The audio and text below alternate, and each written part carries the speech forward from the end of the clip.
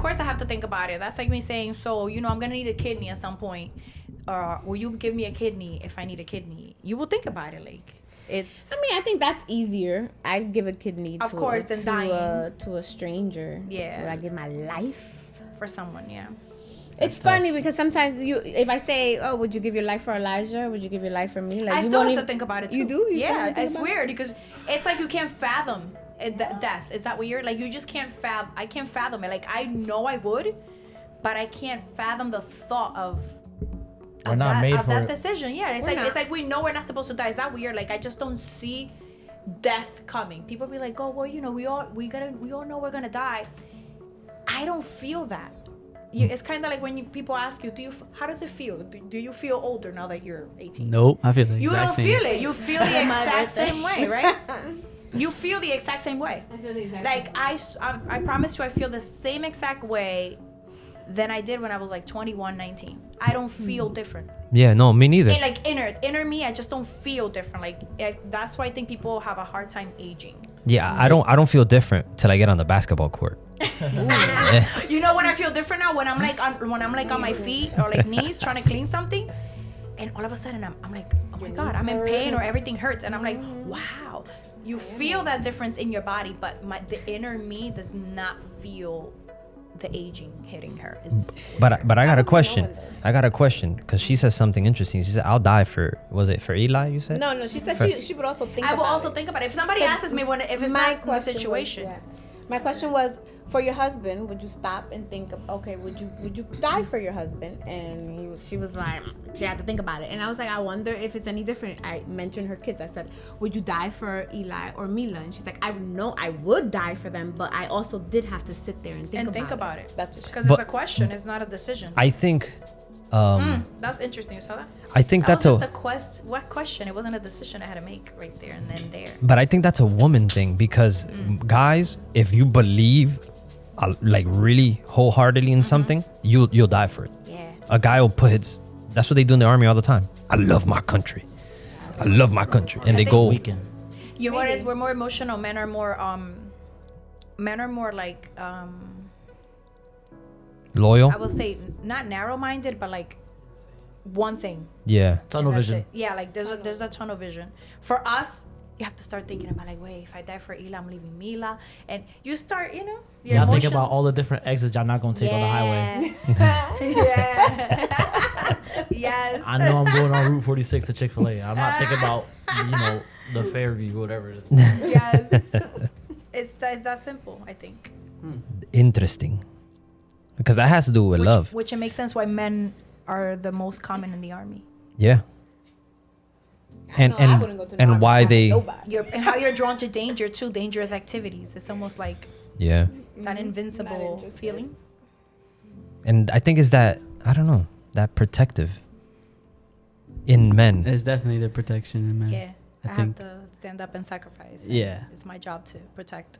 Yeah, you get like, it makes you feel good. It makes you feel more accomplished as a man. Like knowing that you can not only protect but provide. It's like, I don't know, something internal that like, okay, I'm doing good. Like, it's just like that natural, You're like fulfilling your role. Yeah. Yeah, my husband said that today. Yeah. I asked him, like, do you feel the pressure to have to provide, or the pressure that now that I'm not working, you feel like it's all on you, it's all on your shoulders? Do you feel that? I was like, answer honestly, I'm not gonna feel bad. Trust me. But I do want him to be able to say, like, you know what, even though I am doing this, I am providing, I am the one provider. I want him to be able to tell me he does enjoy doing it, but I want him to be able to be honest and say, you know what, it is hard, or it is a lot, but I do feel good providing. And was that? And he said it. He goes, it's not pressure. It's my responsibility. He goes, I just know that it's my responsibility. He goes, so I don't look at you and go like, oh, now she left me alone with this. It's like, it's my responsibility. So he says it feels more fulfilling than before, because now he knows that I'm the one. Yeah, you feel like, I feel like as a man, like, first off, men really don't ask for help. But like, once you know it's like your job, and it's like, I don't think, yes, it gets hard. Yes, it gets maybe overwhelming, but it's like, but I'm a man. Like That's what it's he I'm supposed to said. do. So like once you Yes. do it, it's like a dopamine hit. You want to keep doing it. It's like, oh, I could do this, even though it's hard. Even though it's like it's like that fulfillment. It's Yeah, like, that's what he this said. is hard, but I can do it, and I'm supposed to do it. Yeah, that's what he said. Very interesting. And maybe you should help the women. This is about love, by the way, Yeah, because I have a quote here. that's so sacrificial. It says, true love must be more than skin deep, and it must be more than lust and selfish desire. So what I'm trying to get to now is that stuff is written inside of us. Like if women would only know that it doesn't take much to get a guy to do something, because it's already there. Like all you got to do is like, oh, you're doing a good job. You know, you got me in my house. You got to protect it. Oh, But you see how you said it though. There's still a way of opening that that aspect in you guys. Yeah. You know, it's not just if you go and become a nagging wife. Yeah. yep. Todo no sirve. You can't do nothing. You do then I'm sitting on the roof. right. Even if even if you know that you have to do it now it's more like, whoa, you're not even being appreciative. You're not even giving me the. He said, you know, you're the man of the house, and it's just a little inflated. Like, does. that ego boosting. Open that door the right way, the right words. Yeah. And Yeah. that's hard for us. Okay, that's hard. I was gonna say it's sometimes, at least I'll speak for myself, because right, every woman is different.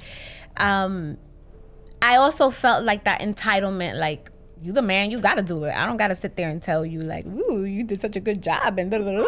You know, like but that doesn't make you that exactly. No, you're right.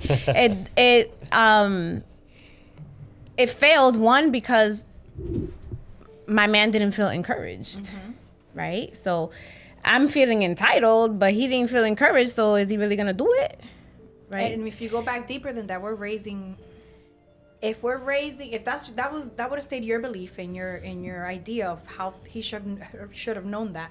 If you go back to how you're raising your son, then you're failing Jonathan. Correct. As a man, because Absolutely. when they're little and they do something good job, Papi, you did good. Yes, see, you know how to do it, and that's how you do it. So then he grows up and he gets a wife that has your same mentality, and now he's like, but mom, wait, but now he goes back like, yo, mom, like I know, like she's telling me this is supposed to be my thing. She's not supposed to tell me, and then you're like, oh, but that's true. But that's not how you raised me, so you failed him. Yeah, absolutely. And that's And it's like what they always say with the whole, you know, you get more with honey than you yeah, do there's a better worse. with vinegar, and it's so true. I think it goes both ways, right? Like if your husband's encouraging you and telling you you're doing a great job at whatever it is you are doing, where either if it's working or taking care of the kids or cleaning the house or whatever, you feel like, oh wow, I'm doing good, I'm gonna continue to do that. But if you don't feel unappreciative, which I know, because I seen from you at times where you be like, yo no voy a hacer nada.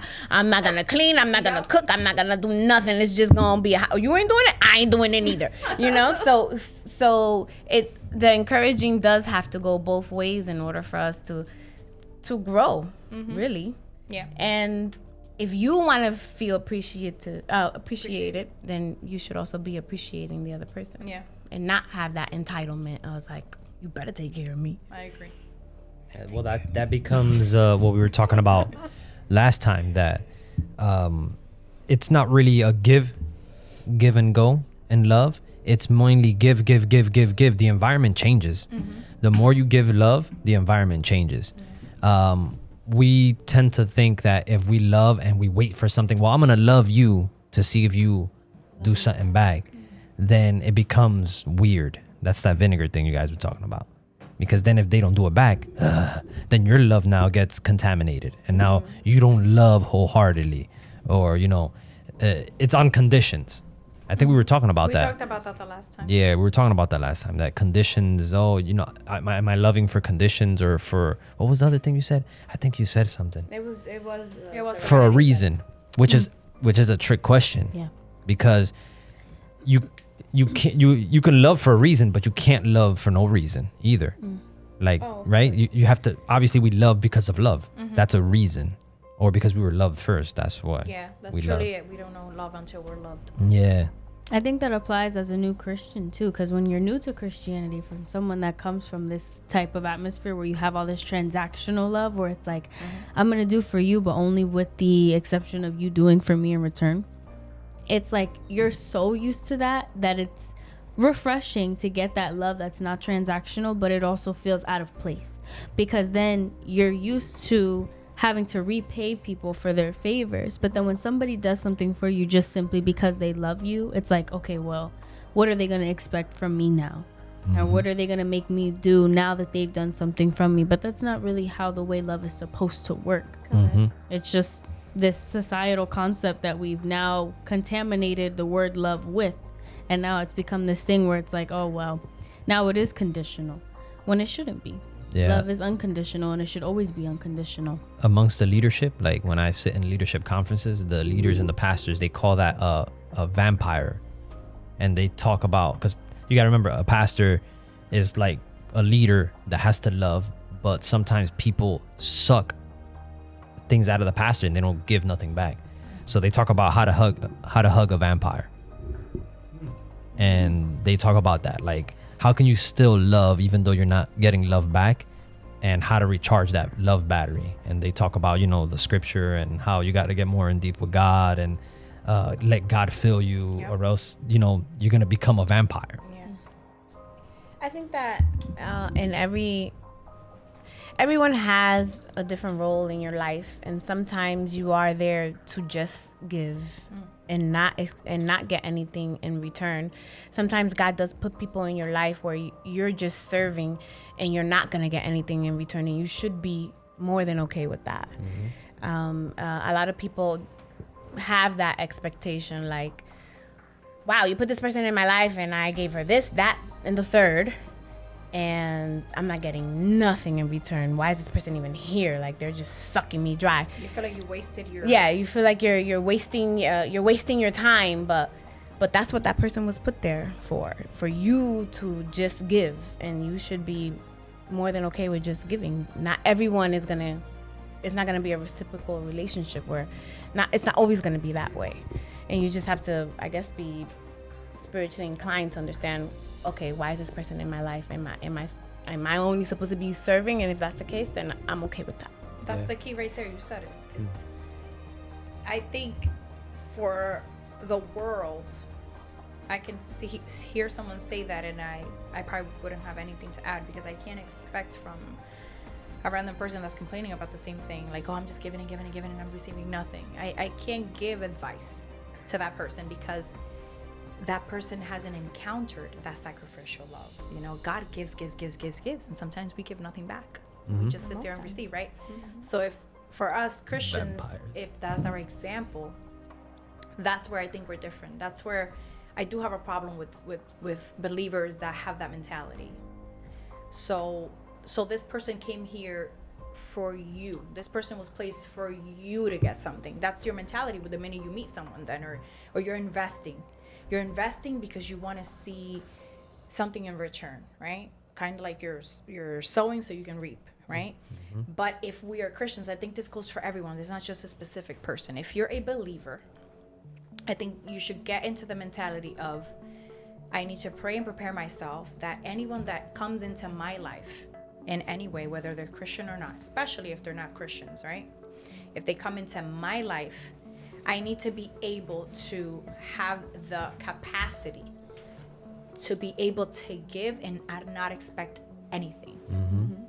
Because at some point, that person will reach that level of, and they'll be able to, maybe not to you, but pass it on to someone else. I've had this conversation once. I laugh because where I had this conversation, we even gave it a name. I'm not going to say the name. I know where Confessions. And I remember this person was sort of like, not complaining, but like venting of how they gave and gave and gave and gave, and they just felt bamboozled with the people they were giving and giving and giving to. And this is another believer, right? And you could see the pain, you know, it was real, like the pain in their eyes of, I just gave, and I got nothing back, right? And then I'm the person that was given to, I'll be honest. I was the person this person felt they were giving, and they didn't get back. They felt bamboozled with who I was and what they assumed I was going to be. And I didn't know how to react to that. I just stood there like, what do I say? Even though I knew the answer, but it was like, what do I say? You feel stuck, sort of. And this other person that was in the same conversation came in, sort of like saved me, and goes, why were you giving so much to this person, right? Who was this person that you were giving to? Was this a whole person? When you met this person, was this person whole, complete, capable of giving you that? And then, you know, they thought about it and were like, no, they weren't. You know, I was a broken like vessel. Like, I had no idea what the heck love was. I truly, like, I could literally go back to those times. I had no clue. That's crazy. What I was doing. I never experienced any of it. You know, like, it just nothing. No parental, no grandma, nothing. Even my grandma has always been in my life, but she also grew up not knowing to express her feelings. You know, I never heard, and I love you, or none of that. It was just almost like, if you say it, I'm probably going to throw up if I hear it, because it feels so unnatural. So I was a broken person. And thank God that person intertwined and came right in and said, you were there to give this person. And then now, based on who I am, that person brought it up and goes, you see who she is now. She's able to give to other people that were in that same table with us. Because of what you did, she was able to pass that down to others. And I hadn't even realized that myself. That person said it, and then it hit me like, wait, I am capable of giving love now. I hadn't realized that. Someone else had to bring it up for me to be like, wait, this was a double-edged sword. You're ministering to this person, letting her know that all that she did gave fruits. Maybe not to you right back, but I kept giving exactly what was done to me to someone else.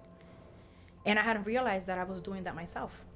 The reason I say that's crazy, what you're saying, because since we're talking about that true love is more than skin deep, that's interesting that you said, you know, that person or whoever wasn't whole. That's something you can't see right away, because that's something inside. So this is where I want to talk a little bit about like lust, because we think that lust is only like sexual stuff, but it's also spiritual stuff. Like when you expect somebody to do something or say something or act a certain way, but you're not noticing that something is missing. So they're like, correct me if I'm wrong, but that person is not capable of that because they don't have it. That's Correct. crazy. That's something you have to read. And then that means that you have to step up. You know, that's what love is. You got to step up until that person acquires that. Correct. And you got to be willing to wait as long as it takes for that to happen. See the fruits. A fruit doesn't go in a day or two or a month. It has the time, and there's seasons for fruits and vegetables and things. And interestingly, I like that. No, and interesting that. enough, have you seen? Sometimes you're like, oh, it's not mango seasons, but there's mangoes in this supermarket. You know what that is, right? Modified, Yeah. genetically made. And then if you translate that into what our conversation is right now, that's fake, Fake love. Yep. pretend. Modified You know? love. I like that. You know, This is crazy. because there's a season for everything. Mm-hmm. So it's that sort of teaches you also that patience too, and that trust that you have to wait. And you know, are you really investing because you want to see that flower grow, or are you investing because you just want to see how pretty it is and what that flower is going to give you? Now I have a question. It's a little bit. It has to do with what we're talking about, because we're talking about giving love. Now, I feel like for some people it gets a little tricky where you now enter advice. Now, I think everybody knows that they have a certain person that always comes to you for advice, but every time you give them the advice, they always do what you don't tell them. Yes. So it's like, Tell me about it. is there now, as a question to all you guys, is there like, I don't want to say a limit, but is there a time where like, obviously someone asks you for something, you should give Of course. them, but should you confront them about that? Like, look, you keep asking me for advice, but every time I tell you to do something, you do the opposite. Like, is that something you should confront them about to like call them out on it, or you just keep giving them that advice even when they ask for it? I think there's a way. I think there is a way to do it, and I don't not necessarily confront them and saying I'm always giving you advice and you don't listen, but more of a when you come to me, do you come to be heard? Correct. And do you truly want advice, or you just really want to be heard? Or are you truly asking what you should do? I think there's a difference, and people confuse that. Not the person giving the advice, but the person coming for it. Yeah. I think they confuse, I just want to be heard. I had that problem where I just felt like, I just want to be heard. I just want you to listen. I just want an ear. Just hear me out. Let me let it out. I'm not necessarily asking for advice. I had to come to that point where I said that to the person, because the minute I would start speaking, it was like, well, I think, and you should, and almost like in an angry way. I guess fed up, because maybe I was that person coming and not listening. And I had to come to the point of going, no, I'm not. That's the thing. I just want to be heard. Because sometimes when you come for advice, you know the answer. But you just want to know if that is the right answer, if maybe this person's going to give you something different. Is this person maybe going to advise me into what I really want to do, but I know what I should do? Half the time you know what you should, but you want to see if that person tells you what you want to do. So then when you do, you go, well, they told me it was okay, and I did it. Have you guys seen that meme where the person goes, every time I give somebody advice, I end it with, but I don't know. But that's me just saying, in case. I'm asking for a friend. Yeah, in case they mess up. That, I think that's where that comes from too. Like, just in case I gave really bad advice and this person follows through. I said, well, that's if you want to, but I don't know nothing. It's also how you approach it too.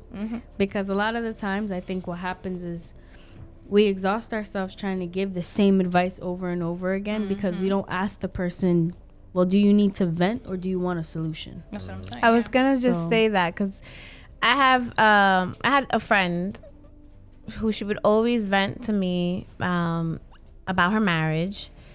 And most of the time she was the one that was wrong. So I would hear her out, and when she was done saying everything that she was saying, I'll say, so do you want to know what I think, and do you want to know the truth, or do you just want me to hear you out? And just that, or do you really want to know what I think? And and to her, even though she wasn't Christian, I would tell her, and do you really want to know what the Bible says about it? Because I could tell you what the Bible says about it, and then we can go from there. And most times she'll be like, I do want to know what the Bible says about it. So I would tell her what the Bible says about it, and she would, she'd still be mad. But then later on in the fruits, I did see like she did change. She's like, you know what?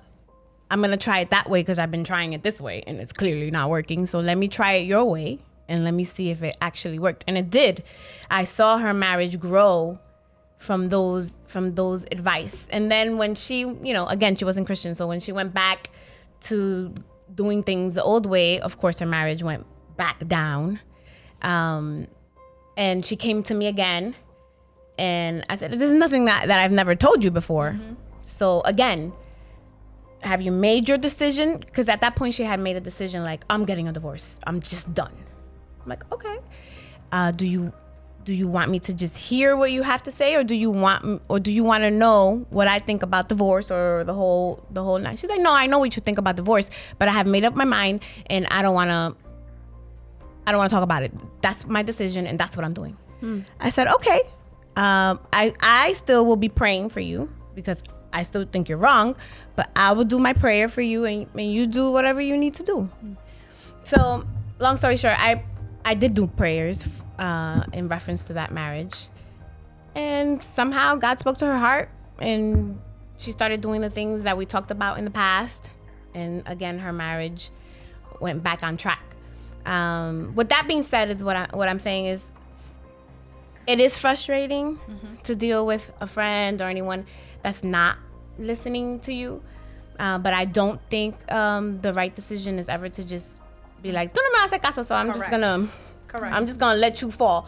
But I do agree that you should always ask, put them in perspective. Like, do you really want to know what I think? Do you really want to know what the Bible thinks? And if you don't, I respect it. I have a ear. I'll just listen to you. Correct. You just want to be heard. And also, if you're repeating the same advice, I'll say that, like she said, you know what I'm going to say about that. Right. And you have already spoken about what I think about that. So I want you to go ponder on that again.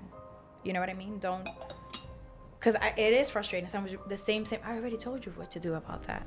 the answer should be like, so they know, like, you know the answer to that. The other thing I wanted to say, which I've seen a lot in my life, is you will have that person that you've told 100 times how to do something. They never listened. Then un Juan de los Palote from somewhere else that you don't know, that person doesn't know either, tells them the same exact thing you said. And then they're going to come to you with this divine revelation that you've said for years. They're gonna say, "Oh," and they'll be like, "Oh, check I've this never out." saw it that way." And it's gonna take everything in you for you to be like, "What? I told you like 100 times the same thing." And this person that you met yesterday went and told you, and now you're hearing it. It's gonna take. You're just gonna be like, "Oh, I'm Everything great. in you to now. I'm glad you finally, sort that out." Yes. And the reason But that it's gonna happen. I'm talking about that is because a lot of time when we talk about love, we only think about love like relationship for marriage, love, wife, and now we're talking about friendship. Yeah. And that's important also because that takes a lot of love to be like, you know what? I love you so much that if you think that guy's the one who told you, Dale pa' allá. dale pa' allá. As long as you do what's right, I'm good with it because I love you so much that I want you. Clarissa used to be like, I die now. But before I'd be like, damn, that's messed up. She'll be like, bueno, if that's what you think, you go ahead and do it. I'll be right here to pick you up with cucharitas. When you, Yep. I said that a lot to her. A lot to me. I got spoons. I got you. I'll pick, basically, you I pick you up with all the little spoons. They gotta be little because gonna you be gonna be a lot of little unbroken. pieces. Yes. So I pick you up with She little be spoons. No worries. She used to just roll her eyes at me I like. crack up now, but before I used to be like, oh, you're so dramatic. Like, but it's true. Like, It also depends on the intentions of not only because you have to realize the intentions of the person that you're talking to, but also what they think your intentions are. Like, I feel like that's a big part that like a lot of people don't think about because when somebody comes to me for advice, if I'm gonna pull out a scripture, I'm gonna pull out a scripture. Like, you know that's gonna happen. Yes, like, like, why why you are you coming asking me if you know that we gonna go back to what Jesus was talking about? yes. But that's between them and God. All I'm gonna say is that if you know what it is that I'm going to say, are you looking A, to vent to me, B, for a solution, or do you want me to validate you? Do you want me to enable what it is that you're doing? Because I'm Correct. not going to do that. And a lot of times what'll happen is I think that causes a lot of rift in friendships or even relationships because by nature we look to be validated. It boosts our ego. It makes us feel good. So for us to be corrected, it's what you said today, reassurance fosters insecurity. You look to be reassured over and over and over again about the same things, but it's not helping you grow as a person. And that's why so many relationships and friendships stay in the same place for years. They stay stagnant. They don't grow as people. They don't develop. They don't get better. And most times they do get worse because people won't be honest with you. Yep. And that's what's important. Being honest and telling somebody, I love you, but I'm not going to enable what you're doing because I love you enough to disagree with you. Yeah, Correct. absolutely. Absolutely. And that's important because if you really love somebody and you really want their well-being for that person, you have to tell them the truth. And that's what scripture teaches us. You have to, it's going to hurt. They're going to disown you. But at least when they're in the pit, like she was saying, little pieces, at least, hey, you know what? She did tell me that was my friend. This is why we should be watching not only our potential spouse, but we should be watching even our friends. Yeah. Like, I don't want to listen to him. He gives me bad advice. He makes me change and he challenges me, but he's still around. See, now you're watching. Why is he still around?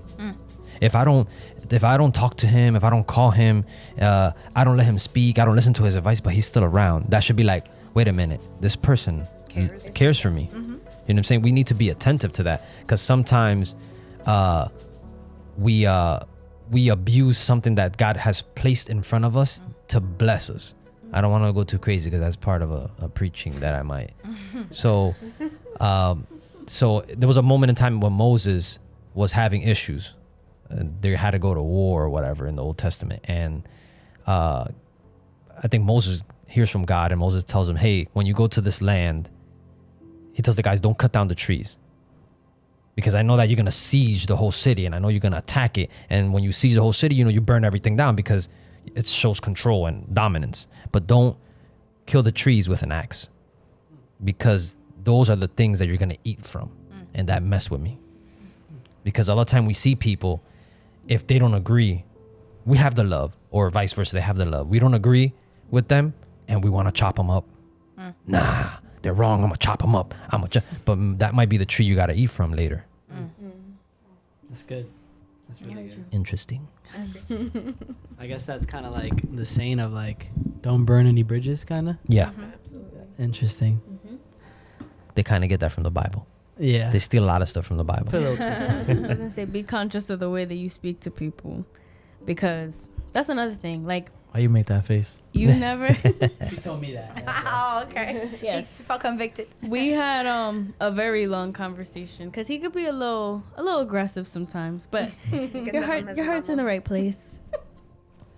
That's Clarissa right But you have to be conscious of the way you're talking to people, because a lot of the time when people don't have that thick skin or that tough skin, they can interpret your aggression as you attacking them, when it's really not that. Some people they talk like this and they be like, all right, You're but just it's like, passionate. I get a little passionate. yeah. Yeah, I was gonna say you're just sometimes because I could get like that. My husband goes Yeah. like, but why do you have to say it like that? Why are you yelling? And I think it's if the person doesn't know you, it comes across as what she's saying. Yeah. But I think if the person knows you, you kind of know like they're passionately worried about me, or they're it's like, is that almost sense of like you want to shake them, please listen, you know, like I really love you, and I want you to do better. Yeah. But it takes knowing the person to understand that. Yeah. So she's right. You have to, I guess, be watchful of who you're speaking to. Does this person know you to know, like, you know what, he means well, or they're just nitpicking at what's wrong with me, my Sometimes faults. that don't even work. I ain't gonna lie to you. What? That they could know you and they still not like. No, you say that though. You think they know you. Then that there's a difference, because if I truly know Come you, on now. it is. Then that's where their ego comes in. Because if I truly know you, and I know your personality, and I know how you react when you care, and you're showing your love and your worriness, even if I'm upset and I want to lash out at you, I know where that came from. I know from what place that came from. Like I'm telling you, like, from experience. I've had many people advise me in life, but when you know that person, you just know that like I remember Clarissa will give me advice and she'll get like that, like Jonathan, like really like kill her kind of thing, and then I'll start crying. And I don't know if it was George or who. I think it was E. Manuel was always like very defensive, like how I'm spoken to. He always like, why you gotta say it like that, like, because I'm crying, right? But I will have to sit there and explain to him, like, no, I'm not crying because of how she's saying it. I'm crying because I know that she cares. Like, it's like that reaction was truly speaking to my heart. Like, she is really concerned. You're also crying because you know it's true. Yes, feel yeah, like what convicted. she's saying is true, because you know that it's true, but then you want to hold on to the, oh, look how she said it like this, so you know what, now I don't care. But when you know, it's like that word, like the word, like the Bible says the word penetrates and breaks.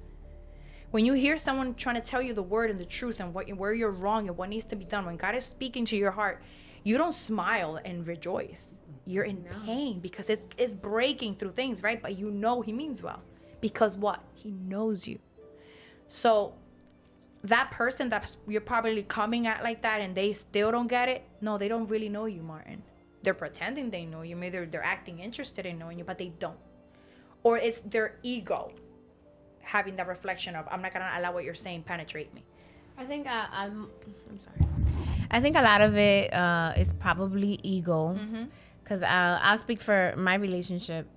When George gets loud and in my face, I know in my heart that it's because he wants things to be good, or like he has the care for me, but I'm already blocked, right? Because he's up here. And I don't care what he's saying, and I don't care where it's coming from, because I just don't like the way it's being spoken to me. So I closed up. Yeah. And it's the ego speaking. It's like, you ain't talking to me like that. So if you're gonna talk like that to me, I'm just gonna block you, and I'm done, and it's over. Correct. So it's not that I don't know my husband. I know my husband very well, and I know that deep inside he's doing because he cares. Because if he didn't, he's just like, bueno, pues hold it there, whatever. Abueno, like my abueno, but he doesn't, right? But my ego Her is ego like, wants to be like, my ego's like, yeah. I ain't What I told listening you to today, you. it Okay. says more about you than the Yeah. person. It's a defense Your mechanism. reaction to what someone's saying to you says more about you than Than it the does about stance of the them. Yep. person. And Yeah. that's where we lack in seeing ourselves as the problem. We never want to see ourselves as the problem. No. Like we even want to come to Christ and try to like downplay Yeah. what we do because we don't want to be the problem. You know, we want to blame somebody else right away. I mean, Eve, the devil made me do it.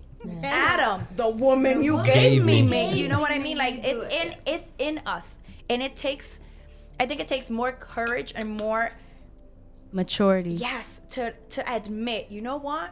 My reaction to what I'm hearing says more about me than about what the person is saying and how they're saying it. You know, it's your ego. Are you really gonna allow your ego, like Clary said, to take away from possibly saving your life, the path that you're about to take, a decision that you're about to make? So that's where I'm saying, like, if you're coming at somebody in that passionate way and they're right away trying to like, they really don't know you. They don't know where you're coming from. Because you could know, like Clary said, and she admitted, my ego said, heck no, you're not gonna speak to me like that.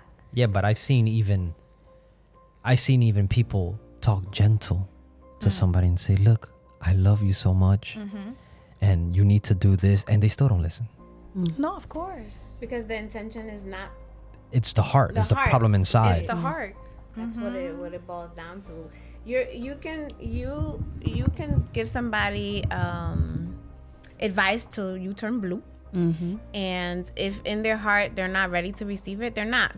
Which goes back to what I was saying. I could say something to a friend 110 times for years, the same thing, but she or he wasn't ready to hear it. But then fulanito from over there told them The same. the same exact thing, but they're Literally. now ready to hear it. So now they received it. It wasn't that I didn't say it, I said it. You just wasn't listening, or you just wasn't ready to receive it. Now this person said it, and now you're ready to receive it. So you know what? At least you got it. At least you doing something about it. It's fine. I don't need credit for it.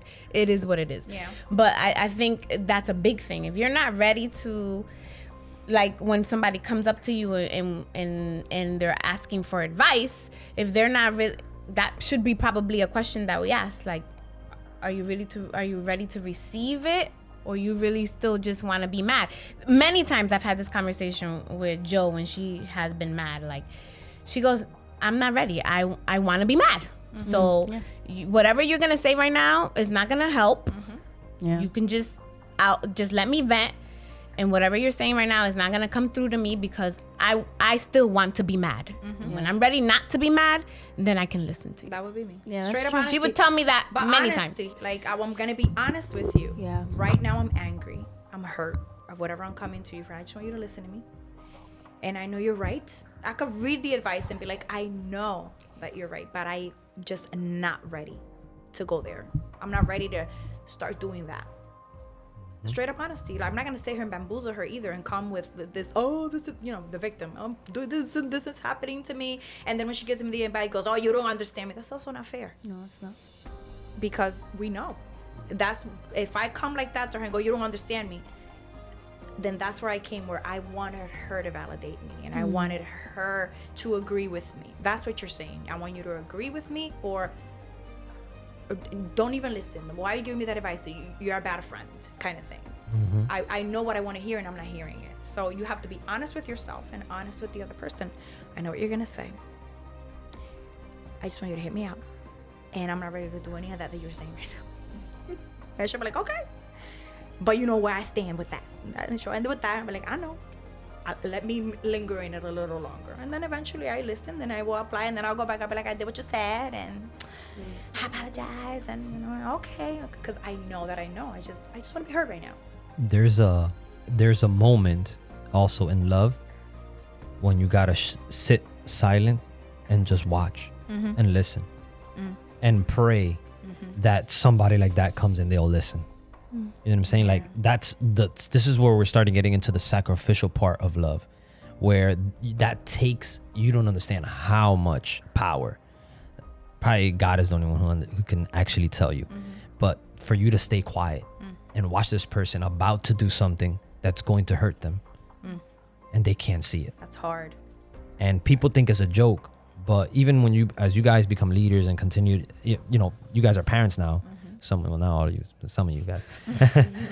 But you guys are gonna get married. Some are gonna become parents, and you're gonna see that all the stuff you thought was a joke or was playing around, it's gonna come right back around. I tell Martin all the time, and Ralph, I'm like, you guys cracking, but when you grow up or when you get older, you're not gonna want your son to do that to you. You're not gonna want the people you're leading to do that to you, and it's gonna come right back around, and you're gonna remember, dang. Full circle. Yeah, that love sometimes takes like, okay, go ahead, do what you desire, do what you feel. That's the most painful. You just want to grab them and put them in a closet and be like, you're not going anywhere. Sort of like, let me kidnap them so they don't do it. Yeah. It's hard. There's such an interesting trend that you see with all of these different things too, because when you talk about, you know, being able to sit in silence and wait for somebody to come to that realization on their own, or not wanting somebody to go through that, or being vulnerable enough to admit that you're wrong, or being vulnerable enough to admit that you don't want a solution in the moment. When people talk about the opposite of love, a lot of people think it's hate. When people talk about what breaks up love, a lot of people think it's hatred. But out of all of the things that I've just said, it's not hatred, it's pride. The one thing that breaks love up is pride and ego. Yeah. And it is the hardest thing to combat, because even in our relationships with God, we still try to maintain that ego. And we're like, you know what, like, yeah, I messed up, I'm a sinner, but, and it's like, there's no but. All we try to do as human beings is justify. We try to justify and explain and try to find reasons behind what we do instead of just saying, I messed up, and I messed up bad, and I don't know how I'm gonna fix it, but I'm gonna trust that through prayer and through grace, I'm gonna make it out some way, somehow, and through love.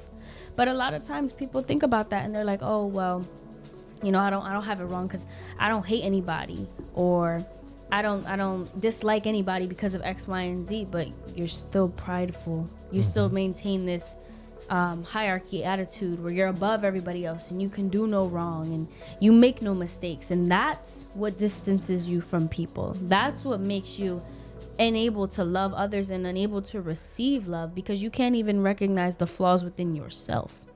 So I don't know. That's what I grasped from all of that, because it's all a common trend between all of that. Not being able to admit that, not being able to, even when people come back and they're like, oh, Joe Schmo was like, oh, you should have did that. And you're like, wait, hold on. I told you that like 5 years ago. And they're like, yeah, but you didn't say it like this man said it. That is even struggling with pride, being like, I told you so. Just that in general. So it's like everything is ego. Everything is pride. Just to admit that you were right. Just to admit that you were right and that person was wrong. That's what love is. Yeah. Not being so quick to tell somebody I told you so, because you love them enough to not rub it in their face when they're wrong. But that person doesn't want to hear that. I think that's where that comes from. Like, you telling somebody the same advice 50,000 times, and then some random fulana comes and says this, and then she comes back, oh, you know, this happened, and make it, you believe, and I learned this and this and that. But that's I have a question what I told about you. that. They just don't want you To say it. to say, Yeah. I was just about to say I that. told you right. How do you tackle That's that? crazy. You don't. Like, You have How do you to tackle what? like when, like you, like she said, you're giving someone advice, and it's just because it's coming from you.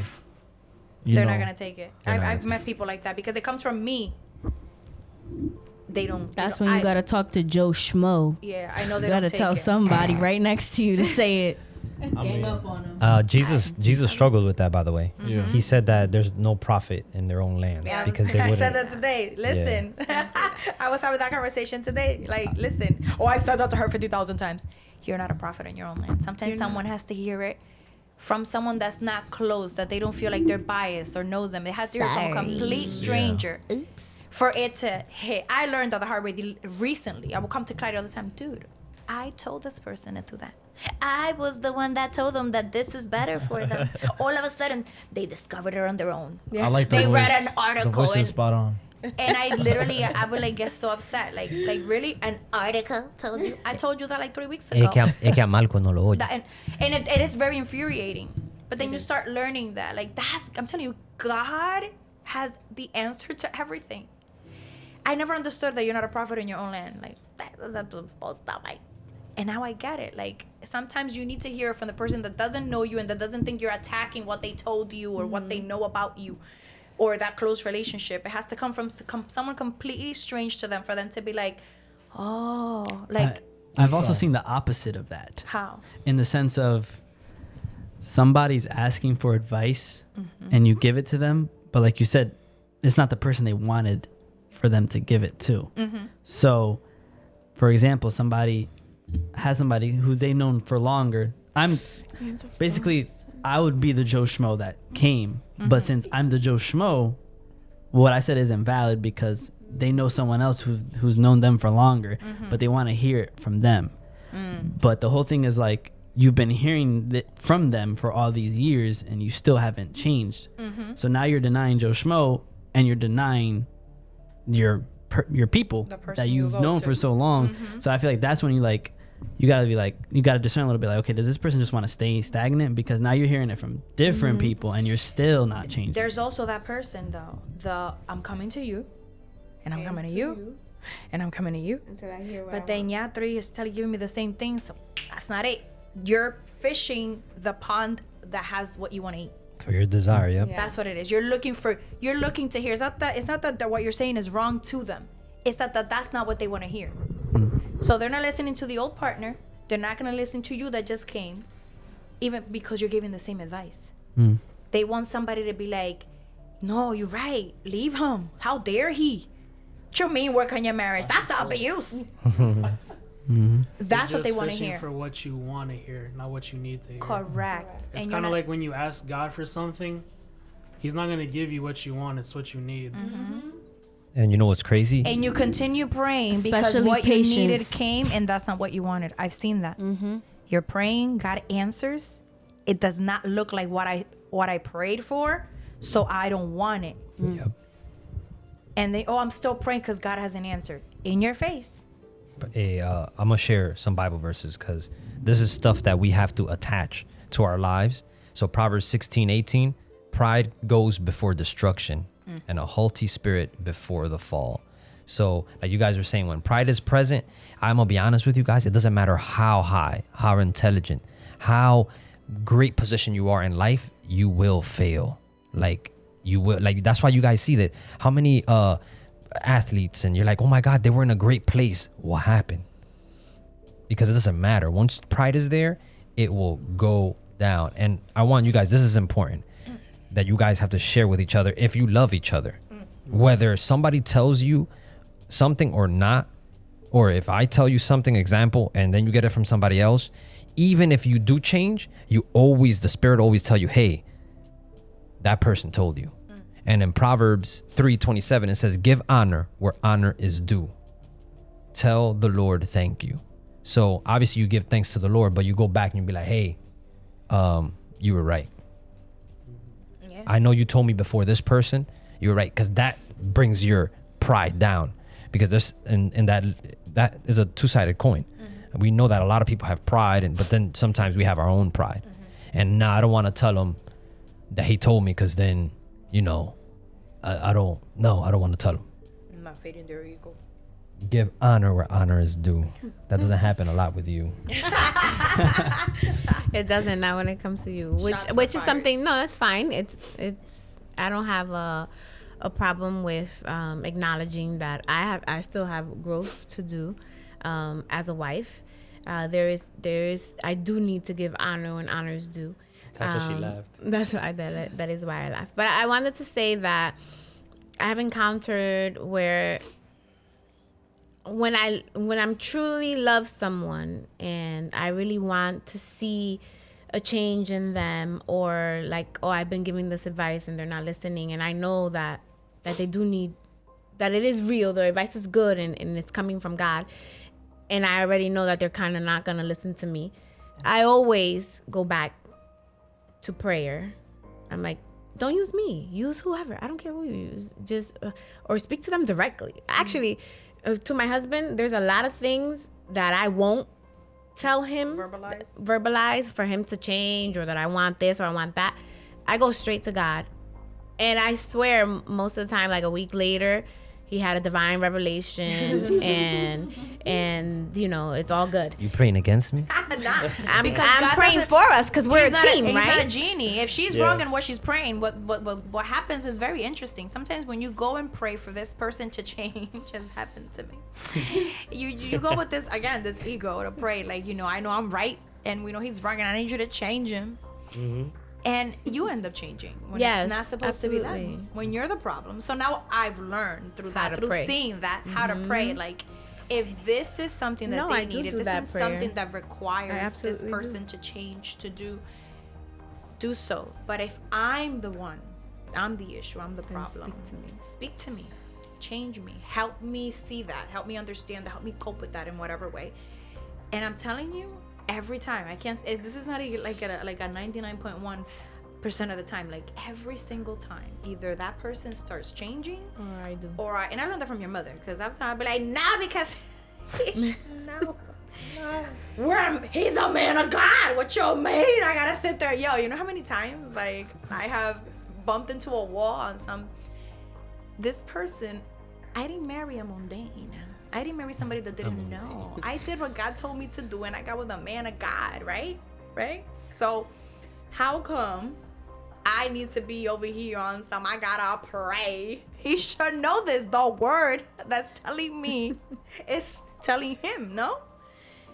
And then I just couldn't fathom. Those were the times where I'll be like, I don't wanna follow the advice, friend. I just want you to listen to me, because it just doesn't make sense in my head. And half the time she'll be like, I know, you know what, I'm just gonna pray so God can work in that for you, because you really need to do that. I know you don't see it right now. And then she'll go and pray for me, and then I end up praying for the person, and then I end up changing.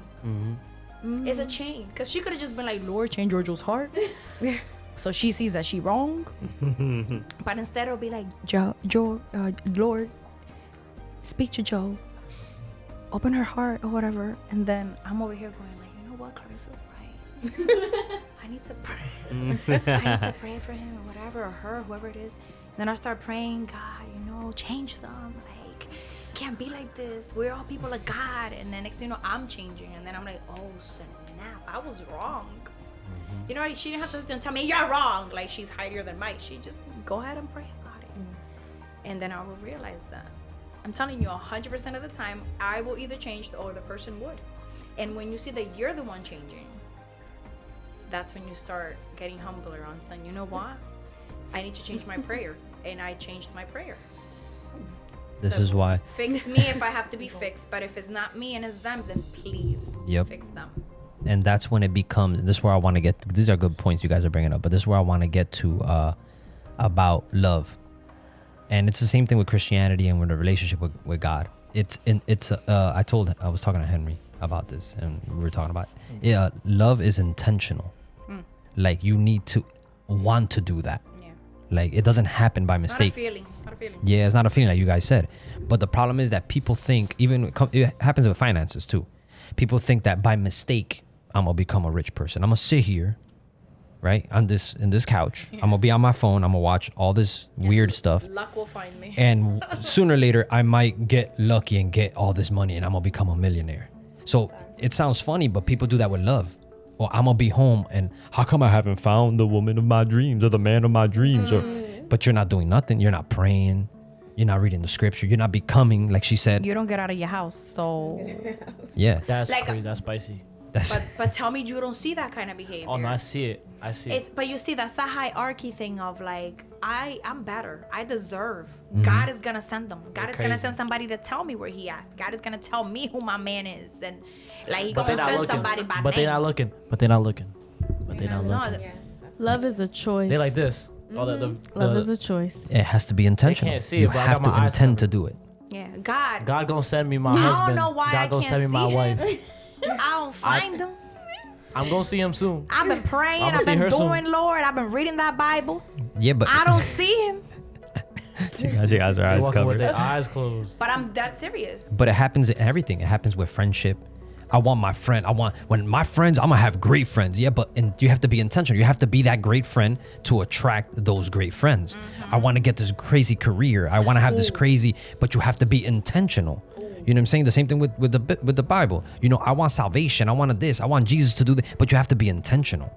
He calls you and you respond to that call. That's intentional. You gotta reach for the garment. I saw this meme today, or was it a reel? I think Serenity liked it, and that's how it ended up in my feed. I don't know. I saw you liked it, so it ended up in my feed. Randomly, it ended up in my feed, and it's something in the help me out if you remember. It was something like, and you think the people you hang around you don't matter. And who was it that prayed for who? I don't even know. Who prayed? It was a story in the Bible where someone actually prayed for their friend so they could receive their. Was it David? No, David. So they can receive what? Oh my God! So someone in the Bible prayed for someone else to receive this blessing, and that's how that person received it. Okay. So the girl was saying basically, this person prayed for that person to receive that blessing. That person didn't even pray for that blessing. Her friend prayed for that blessing, and you're trying to tell me that the people we hang around don't matter. That the people we have surrounding us, that your friends don't matter. Like, you have to surround yourself, and that's not being selective or picky or not. It's not meant to be taken in an offensive way. Like, I only hang around with these people because this crew got me. But it is very important who you surround yourself with. Yeah. Intentionally. Yeah. Intentionally. Absolutely. Because your friends do matter. You know, if you have this friend who's constantly just negative, Misery loves company. yeah, like what are they investing? Like, if people are not investing in your relationship, what you mean investing in my relationship? If you don't have people praying, going to war with you in your struggles, in your needs, and whatever you're going through, they are not meant to be in your life. It's just that simple. You bring up a story in the Bible in my mind with Jonathan and David. Yes, that was the one. Yeah, that's Yes, the one. Yeah, I knew it. I'm like, I know how to be with David, but who was it? Yeah, Jonathan and David. Yes. Jonathan's dad wanted to eliminate David, and Jonathan was still friends with David. Yeah. That's crazy to me. Praying for Crazy. each other, you know? Crazy. And history should have said they should have killed each other, Yeah. or not been friends, or not been. Because if Jonathan would have pride and ego, I should be the king. Yes. But he knew David was called. You see, when your friends know that blessing is for you. Yeah, bro, There's that's no crazy. jealousy. I'm just happy that you got it. Like, I could be in that pit, but I am so happy and so genuinely proud of where you're at right now because I was with you. I saw the struggle. So if you don't have people in your life doing that, That's crazy. then you're surrounded by wolves. If I'm not investing in every aspect Y'all better of be your on your thing, game. Or like step it up. Nigga. or like John we, about to nail you soon. or we got You vampires. got a verse over here. Nah, I got no verse. I'm chilling. Okay. You talking about we better be praying for you? Is that what you saying? Yeah. Of course, man. Yeah, All the better time. step it up. You praying for me? They got you. Absolutely. They got Oh, you. I. Come on now. They got you. They got you. But that's good. That's good because again, since we're talking about not only love within marriage or boyfriend and girlfriend, we're talking about friendship, love. Relationships in general. That's love in general. crazy. You know, love is not just romantically. A romantic love. It's not just a romantically, you know, like God didn't love us romantically. He loved us. Yeah. You know, he's our father.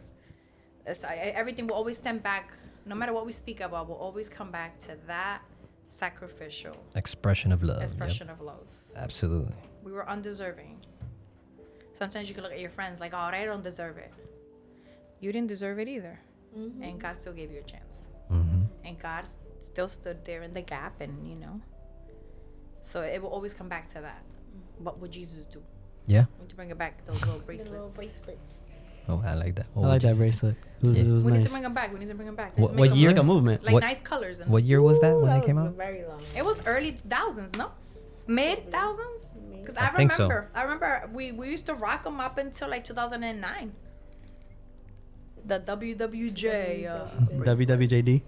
JD, what would Jesus do? Let's bring them back, bro. With the PDR thing in the middle. But this is why when you were talking about how love is not a feeling, because if love is a feeling and that's the core of what love is, when the feeling runs away, the You're done. love is gone. No, then you're done. But if it's intentional and you're going after it, it's always gonna never fail. It's never gonna, it's gonna persist. I used Yeah. to struggle with that until I realized that love is an action. Mm-hmm. That you have to choose to do that. Because I always felt like something was wrong in me, like broken, because I thought that you're supposed to feel it. But when I would sit there and be like, do I feel love? Like, I'm an analyzer. Do I feel love for this? And I wouldn't feel anything. I was like, oh my God, I'm really that broken. Like, something's wrong with me. Almost like I always felt like if I hadn't been picked up by God, I would have been like a serial killer. Because I would think about that, like, Keep an eye out for this one. Yeah, like, Leia, like, I don't feel anything. I don't feel, I'm telling you, like, if I sit here and think, like, do you love people? There's a sort of a numbness in me that I can't describe. Like, it really terrifies me, even in Christ, because I am the type of person that I could pick up today, pack a bag, move across the country like nothing, and almost have like that numb feeling of, well, I don't feel anything. I could pick up and move on like that. So you're saying you're disconnected a little bit? Yes, like I have that problem. I have a problem growing roots. If that makes sense. Like I have, it's like a thing. Like I don't know if it has to do with my childhood. Like I have never been in like a steady. This is it. Yeah. So I know that I'm very prone to like, oh, if I have to move, I move. Oh, or if I have to go somewhere, I'll do it like that. Like my husband looks at me half the time, like. That's like how can you just be like, yeah, let's go to Texas, no problem. And I'm like, I don't know, I just feel like it wouldn't matter, like numb. But I tend to put myself in that way. So it's a defense mechanism. Yeah, so I thought, oh my God, I'm highly broken. And then I learned, wait, love is a choice. I have to choose to want to grow those roots. I have to choose to connect. I have to choose to love. I have to choose to build. And I have and that's something that I'll have to work on every day until Christ comes. Because it's almost like something that was never aligned in me because of my childhood. Yeah, it happens. It happens to you. You're ready. Like you're ready to go. Almost like you're ready for a disaster to strike. Like people call it the for the shoe to drop. Like I'm always ready for like, this is too good to be true. When are we?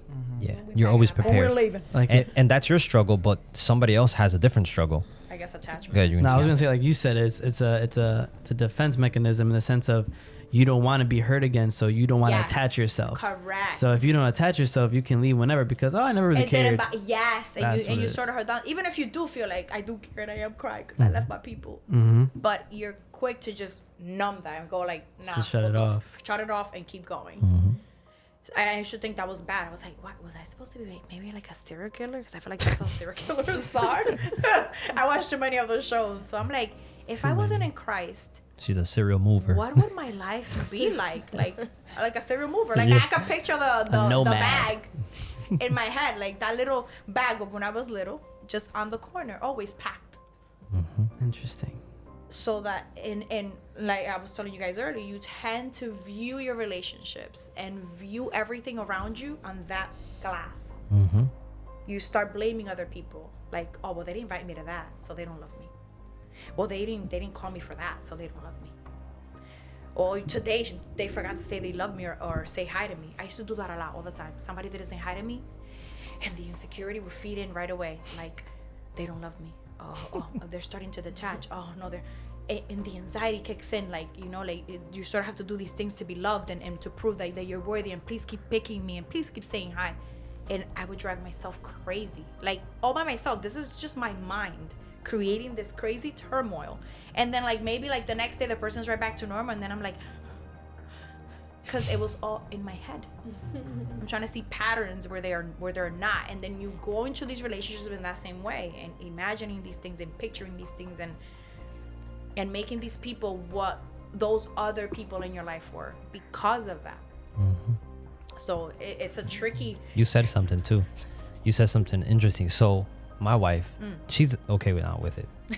I can't wait to hear this. You used to hate that I never used to say I love you. But I was the type of person, I don't know if you can remember, but in our time, people, they're still misusing that phrase till today. For any little thing. Come on, no. Oh my God, I heard this new song. I love that artist. How do you love that artist? You don't even know him. Oh, I love. So to me, I'm weird because when people start misusing stuff, I'm like, no. Me. If I want you to know that I love you, now I want to show it to you.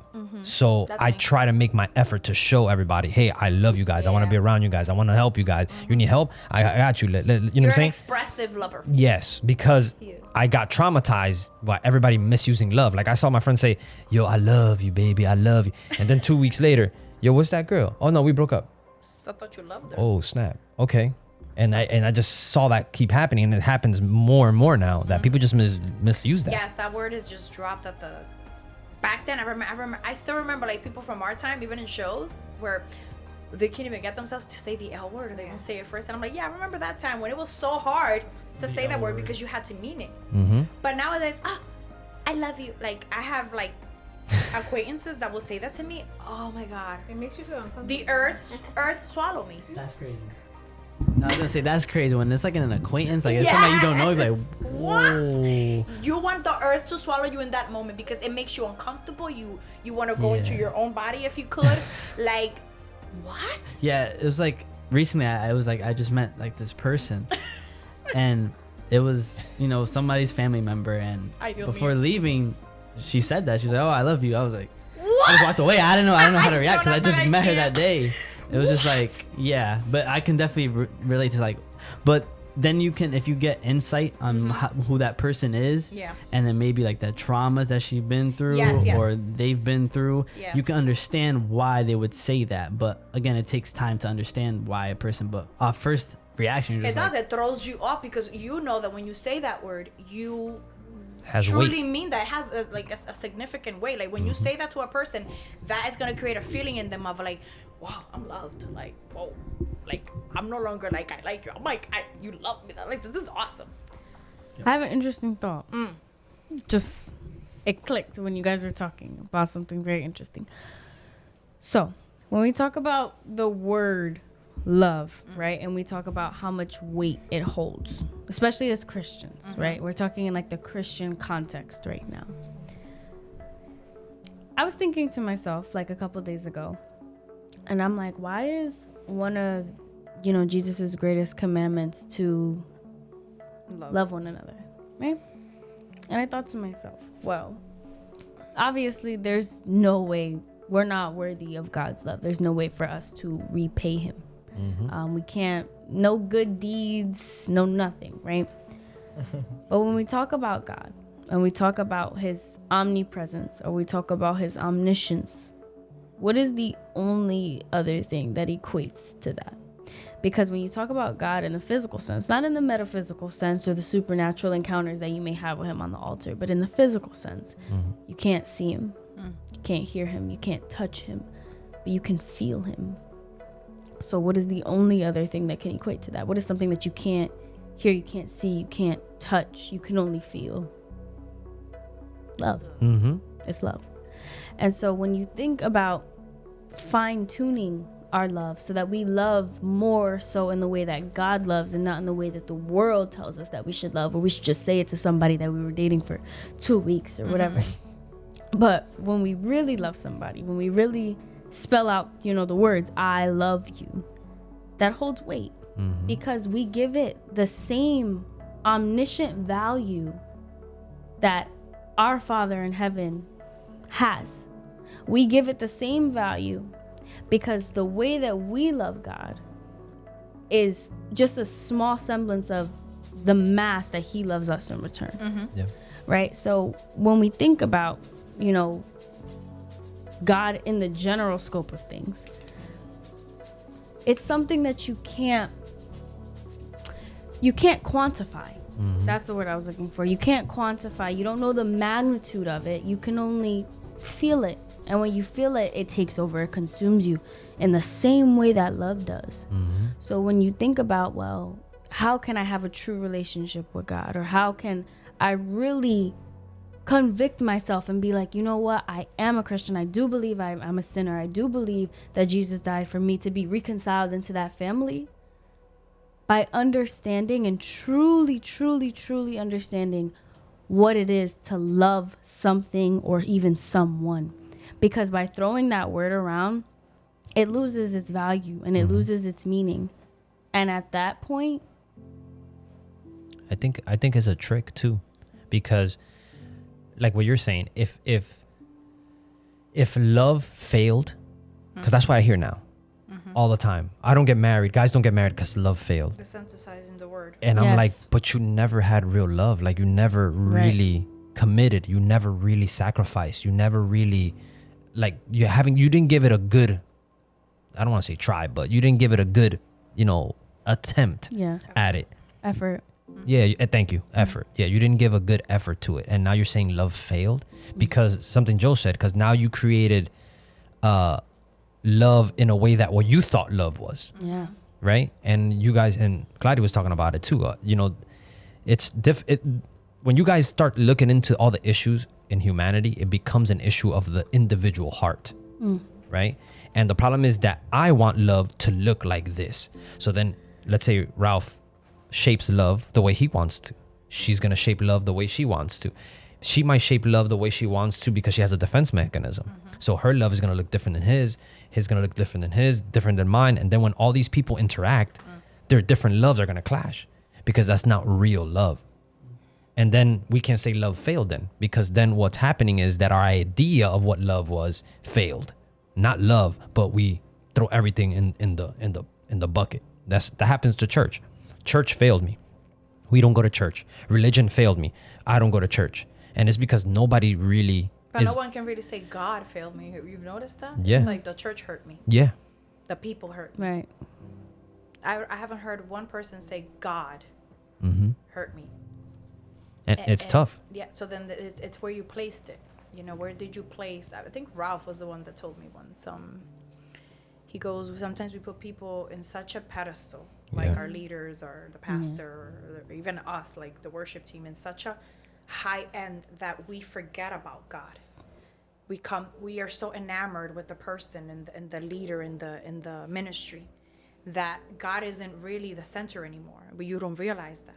So then when this person does something that hurts you or you don't agree with, that's where that hurt kicks in, and all of a sudden you want to go away, you want to leave, and you want to run, and it's no longer, and my pastor failed me, and how dare he leave, and how dare he does this and that, because you put this person here when this person was literally right there with you. Yeah. The only difference is this person was chosen To lead. to put that word into action. The word, not me, but that word into something for you to follow. Mm-hmm.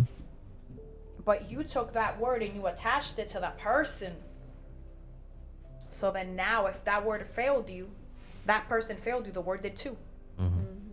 And that's how you have people leaving, and then their excuses, well, the church hurt me. Yeah. Church Well, is that fake. person hurt me. Well, Religion. that person sinned. Look what that person did. Religion's phony. That's all they say. But they never really encountered what's real. Correct. They've encountered what they thought.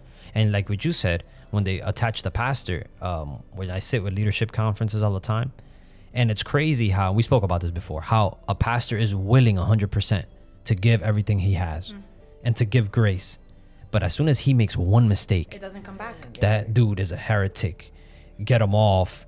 Crucify him. False Get him out the prophet. church. And you hear this from people in the church. Yeah, it's crazy. Oh, but he's a brother just like you. Oh, but I wasn't the one with the leadership. I wasn't the one with the responsibility. He had a thing and he knew what he was supposed to do. I wasn't the one anointed. Correct.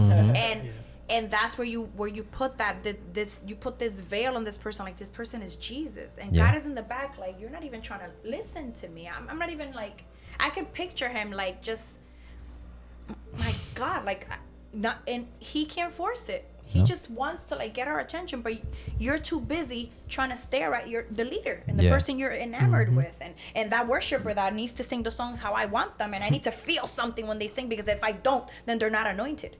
Yep.